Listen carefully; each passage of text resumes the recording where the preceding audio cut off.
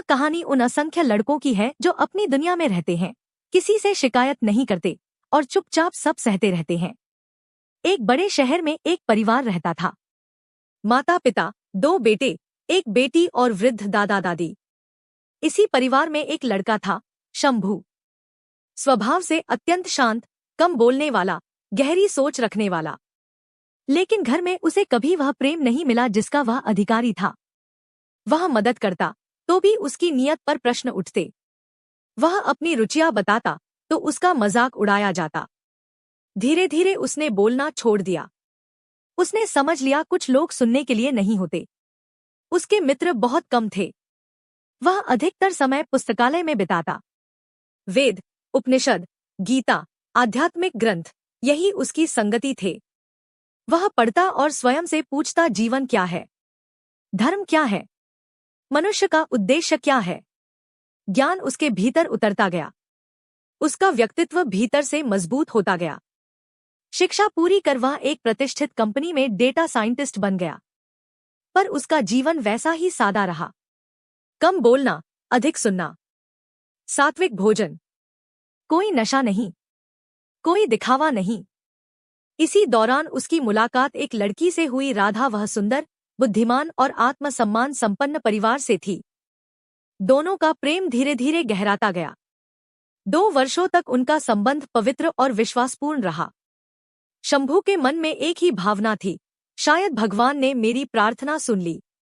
जब विवाह की बात आई, उसने साहस कर अपने माता पिता को बताया। माता पिता ने तुरंत मना कर दिया। उन्होंने कहा, हमें गांव की सीधी सादी लड़की चाहिए जो घर संभाले। शहर की लड़की हमारे काम नहीं आएगी।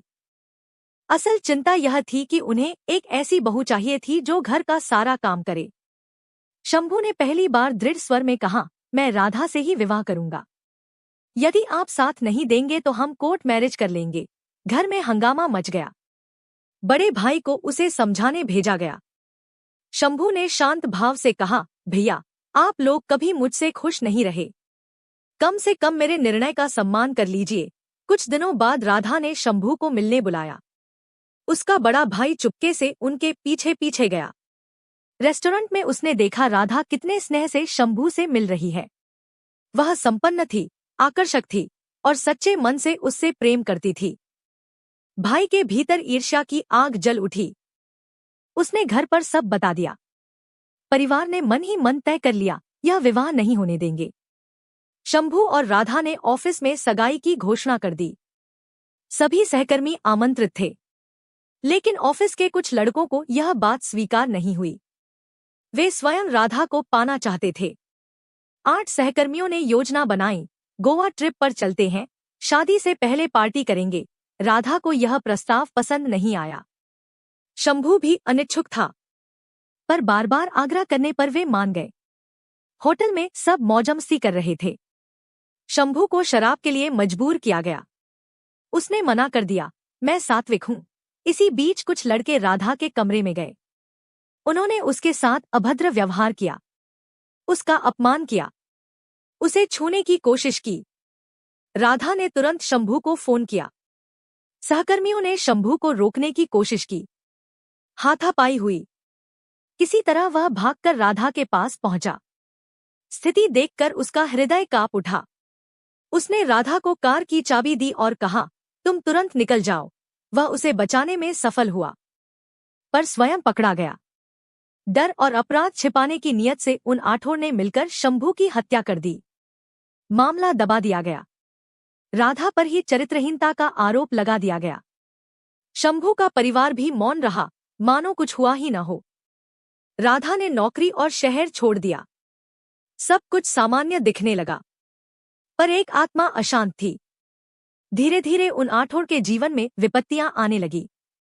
2 की दुर्घटना में मृत्यु, 2 मानसिक संतुलन खो बैठे, 4 के जीवन में लगातार दुर्भाग्य, झूठे केस, आर्थिक संकट, परिवार का विघटन। वे पंडितों, तांत्रिकों, साधुओं के पास गए।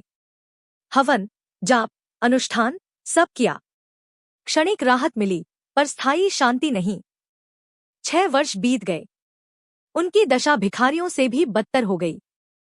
अंततः वे एक वृद्ध अघोरी के पास पहुंचे, जिसका नाम था शिव। उन्होंने रोते हुए अपनी पीड़ा सुनाई।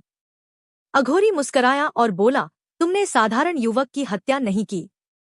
वह शिव का अनन्य भक्त था। वह एक मासूम लड़का था जिसे उसके परिवार, दोस्तों और सहकर्मियों समेत सभी से नफरत मिली। राधा ही एकमात्र ऐसी लड़की थी जो उससे बिना शर्त प्यार करती थी, लेकिन कोई नहीं चाहता था कि उनकी शादी हो और वे घर बसा लें। इसलिए आज राधा के परिवार को छोड़कर जिसने भी शंभू को दुख पहुंचाया, सभी लोग भुगत रहे हैं। जिसे संसार ने प्रेम नहीं दिया, उसे भगवान ने अपनी शरण दी। उसका जीवन ब्रह्मचर्य, सत्य और भक्ति से भरा था। तुमने उसके शरीर को मारा, पर उसकी आत्मा को नहीं समझ पाए। ईश्वर अपने सच्चे भक्त के अन्याय को सहन नहीं करते। उसने किसी का बुरा नहीं चाहा, लेकिन तुमने उसके साथ अन्याय किया। ईश्वर अपने सच्चे भक्त को अकेला नहीं छोड़ते। अघोरी ने कहा, मैं प्रयास करूंगा, पर गारंटी नहीं, अपने जीवन में सब कुछ पहले जैसा सामान्य करने के लिए। शमशान में दीर्घ साधना के बाद एक रात्रि भगवान शिव प्रकट हुए।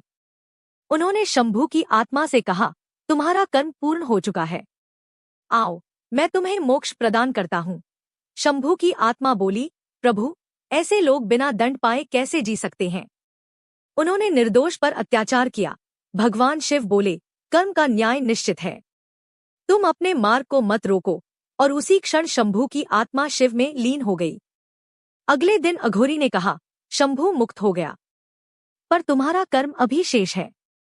निर्दोष और आध्यात्मिक व्यक्ति को कभी कमजोर मत समझो। वे स्वयं नहीं लड़ते, ईश्वर उनके लिए युद्ध करते हैं। जब वे लौटने लगे, उन्होंने देखा अघोरी जैसे अभी अभी वहां पहुंचा हो। अघोरी बोला, मैं तो आज ही आया हूँ, मुझे माफ कर दो, मैंने तुम्हें महीनों तक इंतजार करवाया, कृपया आओ, मैं तुम्हारी मदद करूंगा। वे स्तब्ध रह गए, समझ गए वह स्वयं भगवान शिव थे अघोरी के रूप में। भय और पश्चाताप से चारों को वहीं हृदयाघात हुआ। कर्म का न्याय देर से होता है, पर होता अवश्य है। निर्दोष पर अत्याचार सिर्फ मनुष्य के विरुद्ध नहीं, ईश्वर के विरुद्ध भी होता है। और जब ईश्वर न्याय करते हैं, तो कोई भी शक्ति उनके सामने टिक नहीं सकती।